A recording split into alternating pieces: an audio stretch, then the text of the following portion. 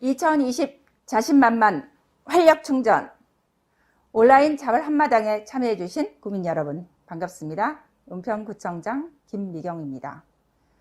은평 지역 자활센터 주관으로 열리는 이번 온라인 자활 한마당은 자활 사업에 참여하는 구민 여러분과 지역 주민들 또 은평구 복지 증진을 위해 애쓰시는 여러 단체가 자활의 의미를 되새기고 어려운 환경에서도 자립하기 위해 노력하시는 분들에게 힘을 드리고자 마련되었습니다.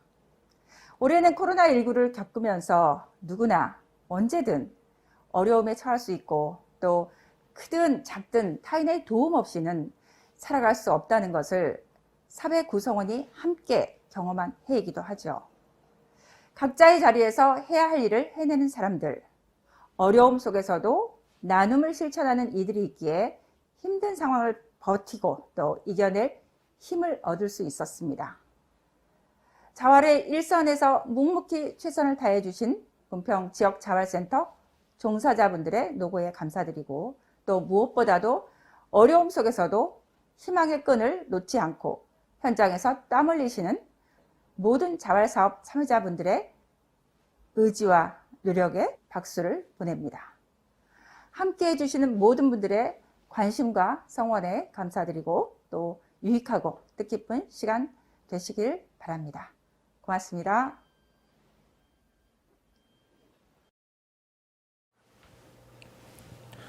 서울 은평 지역 자활센터 최민준 센터장입니다.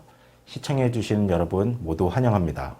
지역 자활센터는 근로 능력이 있는 저소득 주민에게 집중적 체계적인 자활 지원 서비스 제공을 하여 자활 의욕을 고취하고 자립을 지원하는 복지기관입니다. 국민기초생활보장법이 시행된 2000년 하반기부터 본격적으로 확대되어 전국 249개의 센터가 운영되고 있으며 서울 은평 지역 자활센터는 은평구를 중심으로 지역 주민과 저소득층의 나눔을 실천하고 자활 일자리 제공을 통해 복지를 실현하고자 노력하고 있습니다. 저희 센터는 은평 구민의 자활을 지원하기 위해 자활근로 사업, 게이트웨이 과정과 자활 사례관리, 자산 형성 지원 사업 등을 운영하고 있으며 구민 여러분께 더욱 쉽고 친숙하게 다가오고자 매년 진행해온 자활 한마당을 올해는 온라인으로 진행하게 되었습니다. 이번 온라인 자활 한마당의 일환으로 가정경제 생활에 도움을 드리고자 영상을 제작했으니 끝까지 시청해 주시면 감사하겠습니다.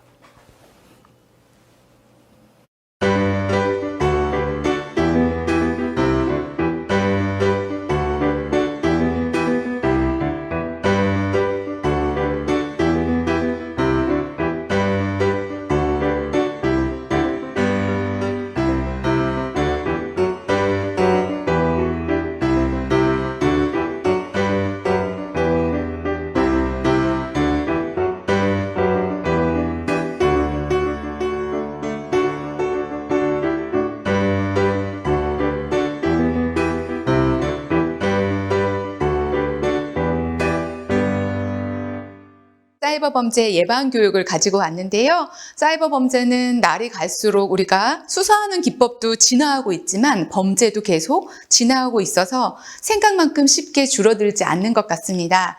인사드리겠습니다. 저는 경기남부지방경찰청 사이버 범죄 예방 강사 유혜영 경위입니다. 우선 질문 한번 좀 드려보고 싶습니다. 여러분, 사이버 범죄 하면 가장 먼저 떠오르는 단어가 어떤 것들이 있을까요?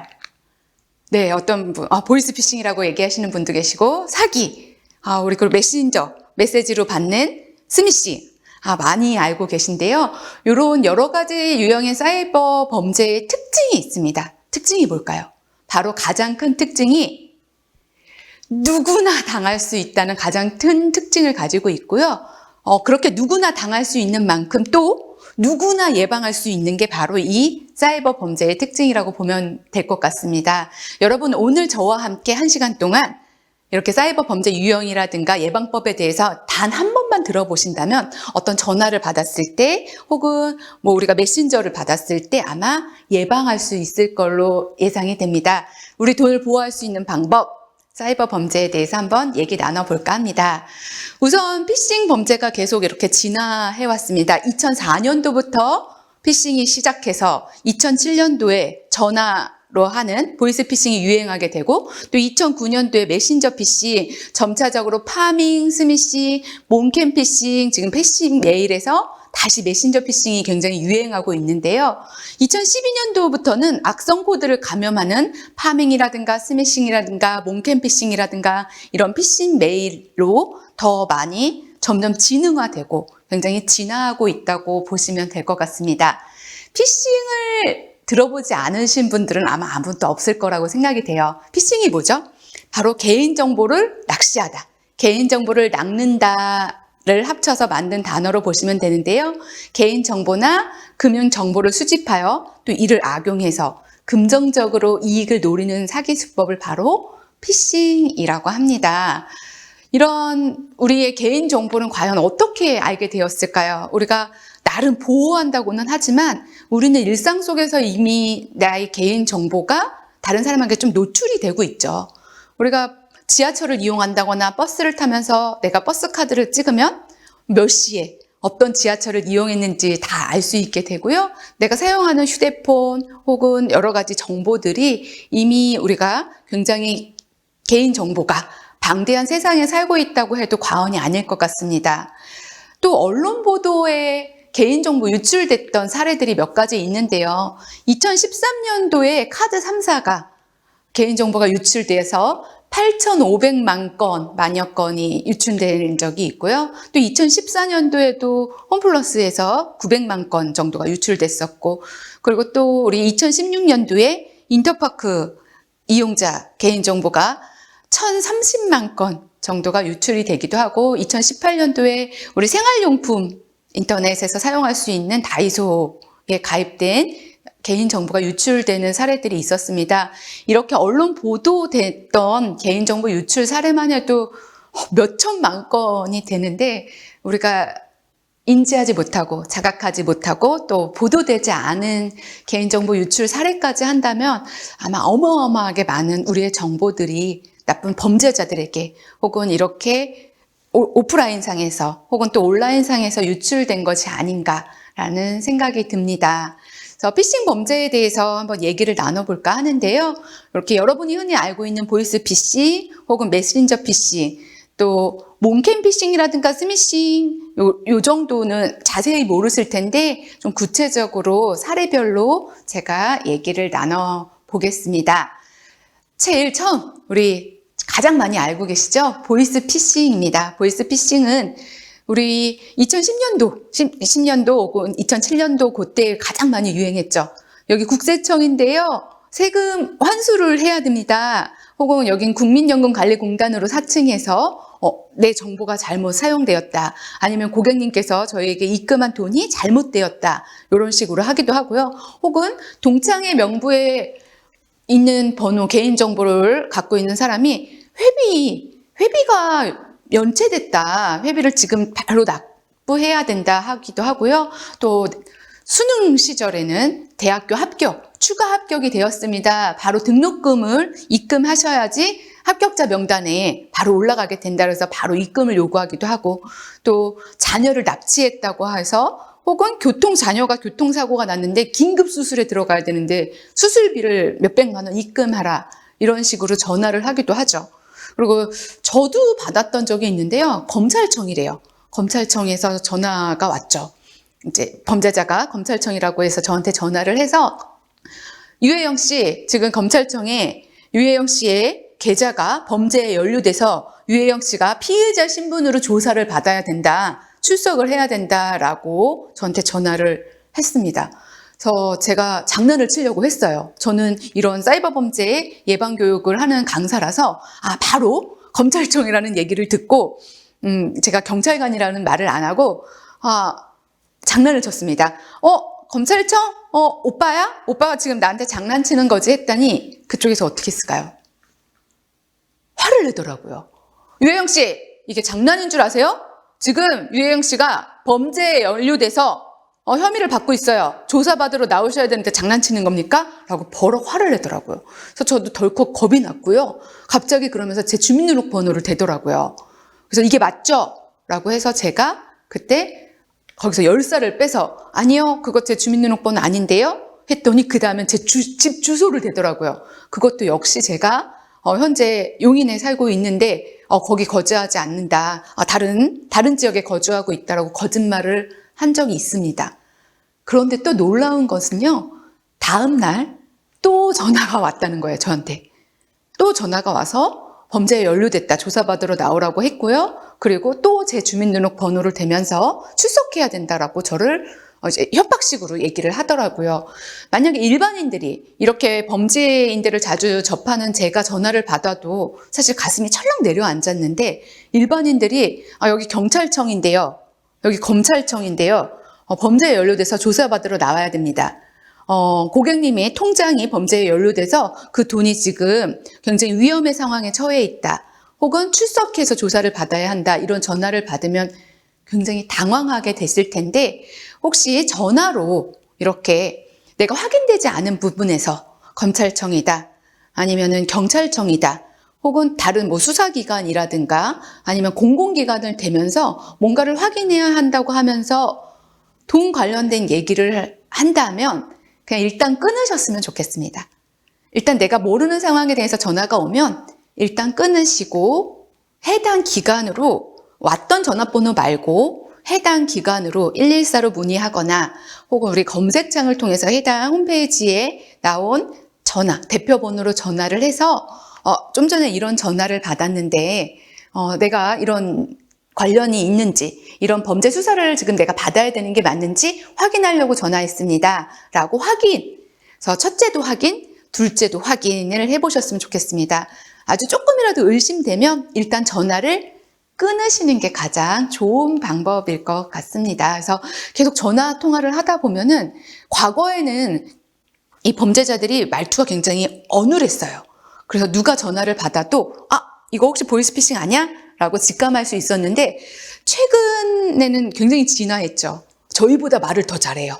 더 유창하게 마치 이 범죄자들을 뽑을 때 면접을 봐서 상대방을 좀 공감할 줄 알고 혹은 상대방이 어떤 다른 얘기 했을 때 그것에 대해서 굉장히 조리 있게 잘 피해갈 수 있는 그런 능력을 테스트하고 뽑는 것처럼 우리 어떤 직위에 있는 사람들도 좀 휘말려서 당하는 경우가 많이 있습니다. 그래서 이런 의심스러운 전화를 받을 때는 반드시 일단 끊고 확인할 여력이 없으시면 여러분 곁에 있는 가까운 사람이 있죠.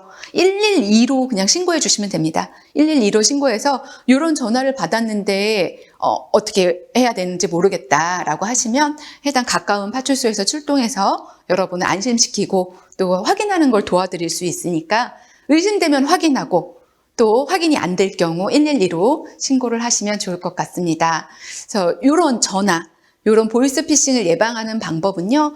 우리가 SNS 많이들 하고 계시는데 개인정보 노출이 굉장히 많이 돼요. 가족끼리 여행 간다고 SNS에 공항에서 찍는다거나 아니면은 오늘은 모처럼 일주일간 가족이 제주도 여행을 왔어요 라고 우리 집이 비웠음을 내가 모든 사람한테 알리는 게 됩니다. 그래서 개인정보 노출이 되지 않도록 글을 올린다거나 사진을 올릴 때 좀 주의하는 게 좋을 것 같고요. 또 동창회나 동호회 사이트에 우리가 전체 비상 연락 체계라든가 그런 주소록을 올려놓는 경우가 있는데 그렇게 모두가 볼 수 있는 곳에 개인정보들을 노출이 쉽게 하는 것은 지양하셔야 될 것 같습니다. 또 내 전화번호, 계좌번호, 카드번호, 주민등록번호를 요구하는 전화라든가 그런 문자는 사기로 좀 의심을 하고 그런 전화나 문자를 받았을 때는 삭제하거나 전화를 끊고 신고를 해주시면 될 것 같습니다. 또 우리 현금 지급기를 이용해서 세금이나 보험료 환급, 등록금 납부를 해준다는 안내를 하지 않습니다. 네, 고지서를 발송하거나 다른 방법으로 우편물을 통해 주로 연락을 하지 이렇게 직접 전화를 친절하게 설명을 하면서 고지서, 현금 지급기 앞으로 가세요, 뭘 누르세요 하지 않습니다. 그런 전화 받으면 우선은 끊어주시면 좋겠습니다. 또 우리 휴대전화에 어플리케이션에 스팸 차단 앱이 있죠. 저도 이제 스팸 차단 어플을 활용하고 있거든요. 제 전화가 왔을 때 이게 어디에서 전화가 오는 건지, 이게 보험회사에서 전화가 오는 건지, 아니면 대출 관련 전화가 오는 건지 그런 스팸 차단 어플을 활용해서 제가 받고 싶지 않은 전화는 그냥 저는 차단하거나 받지 않거나 혹은 모르는 핸드폰 번호로 전화가 왔을 때는 그 휴대폰 기능 중에 우리가 문자 메시지 보낼 수 있는 기능이 있죠. 전화 받지 않고 지금 회의 중이니 메시지를 남겨주세요. 지금 운전 중이니 잠시 후에 연락드리겠습니다. 라는 메시지가 가도록 그런 것을 활용하고 있는데 여러분들도 혹시 모르는 핸드폰 번호로 전화가 오면 물론 급할 경우는 바로 받겠지만 이렇게 메시지를 통해서 그래서 내가 진짜 잘 아는 지인인 경우에는 제가 메시지로 바쁘다라고 보내면 바로 메시지로 답장이 오더라고요. 어떤 일 때문에 연락을 했는데 그 일이 마무리되면 연락 좀 달라고 연락이 오는 경우가 있으니까 이런 식으로 우리가 좀 범죄를 예방하면 좋을 것 같습니다. 이번에는 메신저 피싱입니다. 우리 개인정보 유출 등으로 얻은 개인 아이디와 비밀번호를 통해서 누군가의 개인정보를 제가 다 빼갔어요. 그런데 거기에 저장이 엄마로 저장돼 있거나 아니면은 작은 아버지 아니면 고모 혹은 친구처럼 보이는 누구 이름으로 저장된 거 혹은 직장 동료 이렇게 그것을 관계를 다 알고 나서 메신저로 접근을 해서 금전을 요구하는 방법이죠. 지금 보시면 우리나라에서 가장 많이 사용하고 있는 카카오톡 메신저인데요. 이렇게 주황색 지구본이 나온 경우에는요, 해외 접속자입니다.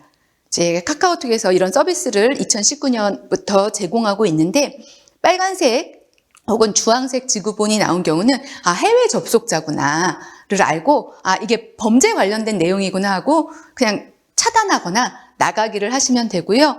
이런 식으로, 바쁘냐, 내가 지금 휴대폰이 변기에 빠져서 물이 먹어서 수리를 맡겼는데, 혹은 내가 전화기를 떨어뜨렸는데 차량이 지나가면서 타이어로 내 휴대폰을 밟고 갔어. 그래서 내가 지금 컴퓨터로 접속하는 거야. 그래서 그런데 지금 급하게 송금을 해야 돼. 회사에서 급한 일이 있어서 송금을 해야 되는데 나 대신 붙여줄래? 내가 휴대폰이 수리되는 대로 바로 입금해 줄게. 라고 하기도 하고요. 아니면 우리 부모님들이 자녀들이 회사에 출근한 사이 아니면 해외에 출장이 갔는데 지금 회사에서 급히 해야 할 일이 있는데 엄마가 대신 입금 좀 해주세요. 하고서 200만 원이라든가 300만 원 입금해 달라고 하고 잠시 후에 제가 입금해 드리겠다. 이렇게 하는 경우가 있습니다. 이렇게 새롭게 추가, 차단. 내가 기존에 우리 자녀들하고 카톡을 주고 받았음에도 불구하고 새롭게 이렇게 뭔가가 뜬다면 혹은 이렇게 주황색, 붉은 계열의 지구본이 뜬다면 그것은 내가 알고 있는 지인이 아닌 경우가 많습니다. 이거 역시 요즘엔 또 진화됐죠. 이렇게 하지 않고 최근 범죄자들은 우리 아들 프로필 사진 그대로 그것을 캡처해서 아들 프로필 사진 그대로 혹은 내 딸이 현재 하고 있는 상태 메시지와 프로필 사진 그대로 내 친구의 프로필 사진 그대로를 활용해서 범죄에 활용하는 경우가 많은데 혹시 이렇게 카톡상으로 누군가가 돈을 송금해 달라고 하면 어떻게 해야 될까요? 그렇죠. 네, 반드시 전화를 해서 확인을 해보셔야 합니다. 전화가 안 될, 우리 자녀가 학교에 있어서 전화가 안 되면 112로 전화하세요. 저희가 학교로 전화를 하든 학교에 가까운 곳이라면 학교에 찾아가든 해서 확인하겠습니다. 그래서 혹은 회사에 간 아들이 이렇게 해서 휴대폰이 고장났다고 했는데 진짜 전화를 했는데 전화를 안 받아. 그럴 때도 의심스러우면 반드시 112로 전화해서 첫째도 확인, 둘째도 확인을 하셨으면 좋겠습니다. 이렇게 내 휴대폰이 고장났어. 이렇게 모바일 뱅킹 돼요. 해갖고 문화상품권 혹은 컬처랜드에서 그 핀번호를 요구하는 경우가 종종 있거든요. 그래서 핀번호는 한번 유출되면 환불이 되지 않습니다. 한번 유출되면 바로 현금처럼 사용할 수 있기 때문에 누군가가 내 메신저로 돈을 요구할 경우에는 전화로 해서 확인을 한다. 그래서 확인이 바로 되면 다행이겠지만 확인이 바로 안 될 경우에는 여러분 곁에 112가 있습니다. 112 경찰 신고를 해주면 저희가 바로 도와드리도록 하겠습니다. 그래서 이렇게 메신저 피싱 같은 경우에는요, 제가 사용하고 있는 네이버 주소록이 털린다거나 아니면 내가 어딘가에 인터넷에 내 휴대폰에 저장된 주소록을 올려놨는데 내가 해킹당한 거예요. 혹은 내 개인정보가 털려서 내 아이들을 통해서 저하고 관계 있는 지인들을 알게 되는 거죠. 지인들을 알게 되는 거고, 이제 범인이 마치 저인 것처럼 접속해서 메신저 계정을 새로 생성해서 그 지인들에게 금전을 요구하는 수법으로 보시면 될 것 같습니다. 사실 이 수법은 얼마 전에 저희 어머니도 카톡으로, 저는 이제 오빠가 있는데 오빠인 척해서 엄마 지금 회사에서 워크숍을 왔는데요. 지금 다른 기업하고 거래를 하면서 바로 급하게 송금할 돈이 있어요. 오늘 지금 2시까지 이거 입금을 하지 않으면 제가 회사에서 굉장히 곤란해질 것 같은데 엄마가 대신 입금해 주시겠어요? 이렇게 카톡이 온 거예요. 그래서 저희 엄마는 저한테 이제 확인을 했죠. 오빠가 이렇게 급한데 이거 내가 어떻게 해야 되냐. 그래서 제가 듣자마자 그거는 사기다. 그거 그냥 차단하거나 아니면 캡처해서 신고하면 된다라고 했습니다. 혹시 이런 메신저를 받게 되면요, 캡처하고 혹은 의심스러울 땐 반드시 전화라든가 혹은 우리 아들이 전화가 안 되면 며느리라든가 아니면 아들의 친구, 아들과 함께 있는 사람한테 연락을 해서 첫째도 확인, 둘째도 확인, 셋째도 확인을 해보셨으면 좋겠습니다. 그래서 이렇게 메신저 피싱을 예방하기 위해서 우리 카카오톡에서도 글로벌 시그널 기능, 아까처럼 어디서 접속했느냐에 따라 해외 접속자는 이렇게 주황색 지구본이 뜨도록 하는 서비스를 제공하고 있고요. 이제 또 앞으로 할 예정이래요. 이거는 톡 사이렌이라고 해서 내가 모르는 사람, 새로운 친구가 나를 추가해서 나에게 말을 걸 경우에는 미리 알림, 팝업으로 알림창이 뜨도록 해서 우리가 그 범죄에 노출되지 않도록 서비스를 제공하겠다고 했습니다. 또 포털 사이트에서는 이중 보안 조치를 설정할 수가 있죠. 저도 역시 네이버 계정을 들어갈 때 로그인을 하면서 이중, 내가 문자로 승낙을 해야지, 혹은 해외에서는 접속하지 못하도록 차단을 한다거나 이런 이중 보안을 사용하면 여러분들도 개인정보 유출에도 좀 막을 수 있고 누군가가 나에게 내 정보를 이용해서 다른 사람 돈을 편취하려고 하는 것을 좀 막을 수 있을 것 같습니다.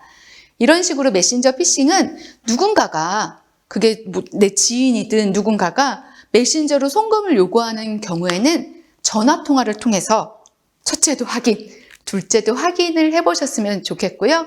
메신저를 통해서 내 개인정보는 알려주지 않아야 될 것 같고요. 또 주기적으로 비밀번호를 변경을 해주시면 좋을 것 같습니다. 이번 유형은 파밍입니다. 내 PC에 나도 모르는 사이에 악성 코드를 감염시켜서 내가 매일 접속하던 어떤 인터넷 사이트를 똑같이 거의 비슷하게 생겼는데 가짜 사이트로 유도를 했고요. 가짜 사이트로 유도한 곳에 내가 들어가 봤더니 갑자기 내 카드 번호, 지금 보안을 업그레이드 해야 되기 때문에 고객님의 아니면은 지금 이 컴퓨터 사용자의 카드 번호를 전체 번호를 입력해야 된다. 유효기간까지 다 입력해야 된다. 라고 해서 금융 정보를 탈취하거나 유출 정보를 이용해서 범행 계좌에 이체하는 수법이 바로 파밍입니다.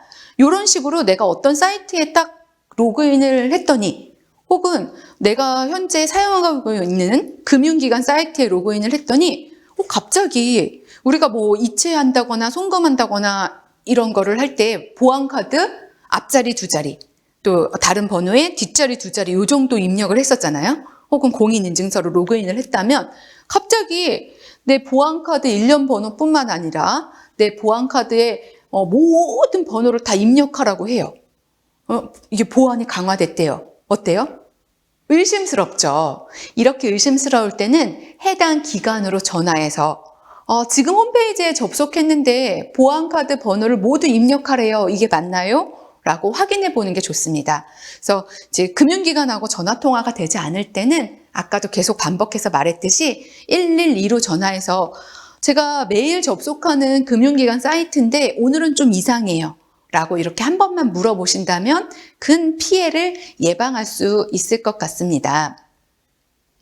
이렇게 파밍 유형을 보면은요, 이렇게 정상 사이트 주소가 있고요. 가짜 사이트 주소가 있는데 뭐가 다르지요? 다른 거 바로 찾을 수 있으시겠어요? 예, 이렇게 HTTP 다음에 정상 사이트는 S가 있고 가짜 사이트는 S가 빠져 있습니다. 이럴 때 헷갈리겠죠. 우리가 매일 이용하면서도 우리가 요거를 주소창을 하나하나 쳐서 들어가지 않아요. 내가 자주 들어가는 뭐 주소록 목록에 넣었던 거를 클릭한다거나 아니면 검색창에 들어가서 검색을 해서 들어가곤 하는데, 이렇게 평소와 다른 내 정보를 요구하는 거를 보게 되면 일단 의심하시고, 의심되면 확인하셨으면 좋겠습니다.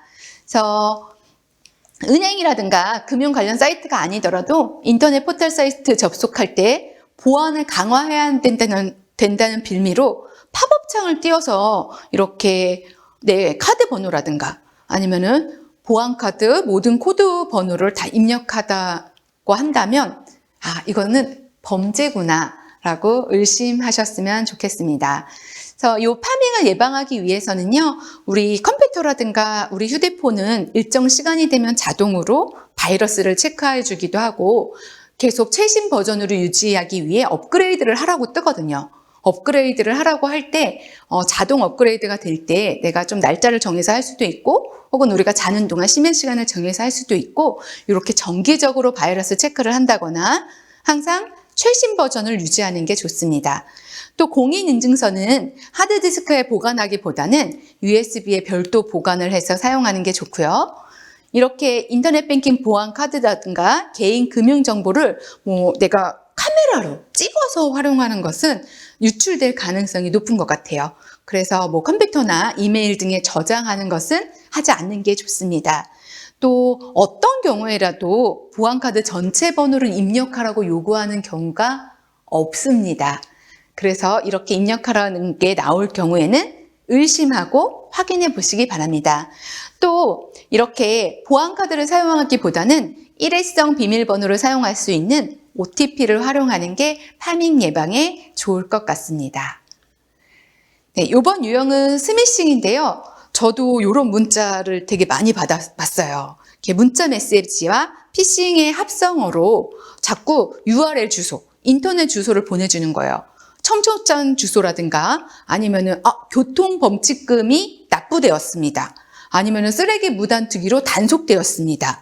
혹은 택배 주소가 잘못되었습니다. 라고 이런 식으로 돌잔치 초대장이라든가 청첩장이라든가 택배 간편 조회를 해보라, 아니면 교통범칙금으로 이렇게 조회하도록 URL, 인터넷 주소를 보내죠. 문자로 보내죠. 이거 보면 어때요? 저도 이거 보면은 이렇게 막 자꾸 클릭해서 확인하고 싶어요. 하지만 그거 클릭하는 순간 악성 코드가 내 휴대폰에 깔려서 소액 결제가 된다거나 혹은 내 휴대폰에 있는 정보가 범죄자한테 가는 경우가 있습니다. 그래서 우리 휴대폰은 처음 최초 출시될 때 이런 우리가 확인되지 않은 사이트에 접속하려고 하면은 경고창이 떠요. 경고창이 떴을 때 저도 이제 확인하려고 했다가 이게 안전한 사이트가 아닙니다. 이런 경고창이 뜨면은 들어가 보지 않거든요. 그래서 여러분들도 이런 것들이 왔을 때 내가 아는 지인의 메시지로, 지인의 연락처로 왔더라도 무조건 확인하기보다는 그냥 확인하지 않고 전화로 요거 보낸 게 맞는지 확인해 보는 것이 더 좋을 것 같습니다. 스미싱을 예방하기 위해서는 이렇게 출처불명의 링크, URL 주소를 클릭하지 않는 게 좋고요. 또 소액 결제를 내가 차단해 놓거나 내가 조금 사용하고 있다면 그 금액을 좀 제한적으로 내가 낮춰놓는 것이 좋을 것 같습니다. 아까 파밍 예방하고 똑같죠. 백신 프로그램을 지속적으로 활용하고 또 실시간으로 감시 상태를 유지해 놓는 게 좋고요. 최신으로 항상 업데이트를 해 놓는 것이 좋습니다.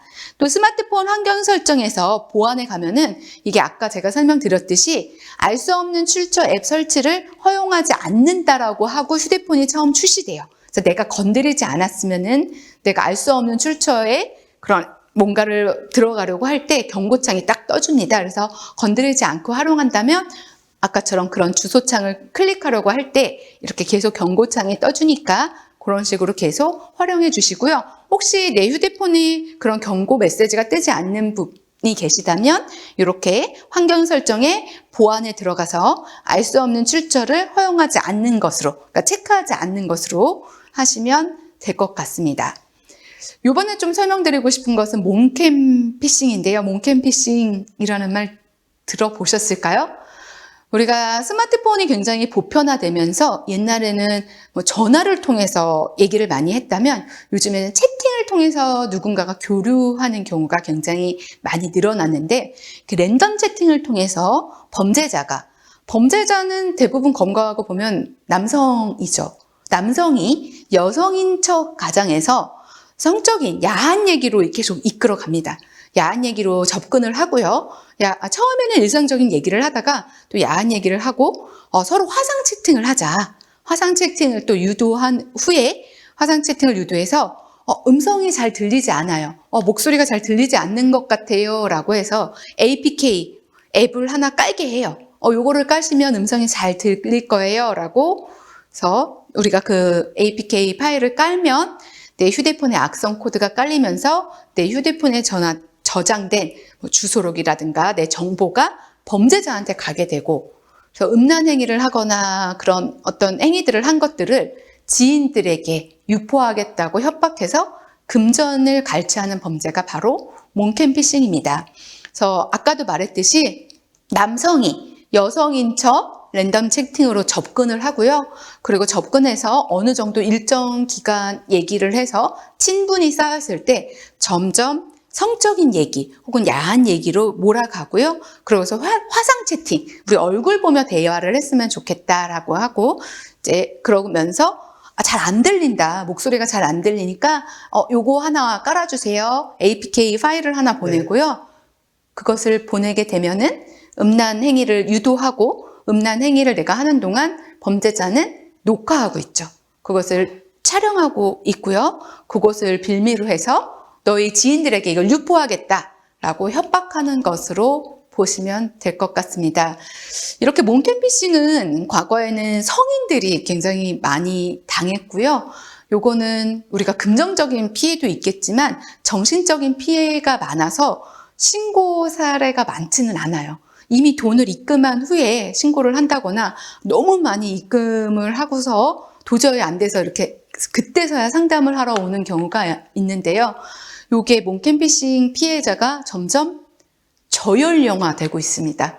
이제 뭐 고등학생, 중학생, 최근에는 스마트폰이 보편화되면서 초등학생 피해자까지 보고 있거든요. 근데 이 범죄자들이 굉장히 치밀하게 돈을, 금전을 요구하고 굉장히 사람이 살 수 없을 정도로, 너무 힘들 정도로 협박을 하거든요. 그렇게 전화가 오거나, 그러니까 일단은 이런 랜덤 채팅을 한다거나 이런 걸 안 하면 좋겠지만, 만약에 이렇게 노출이 되더라도 뭐 그런 근본적으로 협박을 하면 그냥 바로 신고를 해주셨으면 좋겠습니다.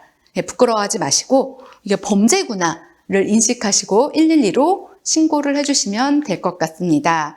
그래서 이렇게 과거에는 단타였어요. 범죄자가 하루 안에 누군가한테 얘기를 해서 바로 돈을 편취해가는 수법이었다면, 최근에는 이렇게 몽캠피싱 혹은 여성이 피해자가 많은 경우는 로맨스 스캠이라고, 또 이런 채팅을 통해서 여성한테 굉장히 뭐 아름다우십니다, 정말 이렇게 세상에서 괜찮은 여성은 처음 봅니다 라고 친해져요.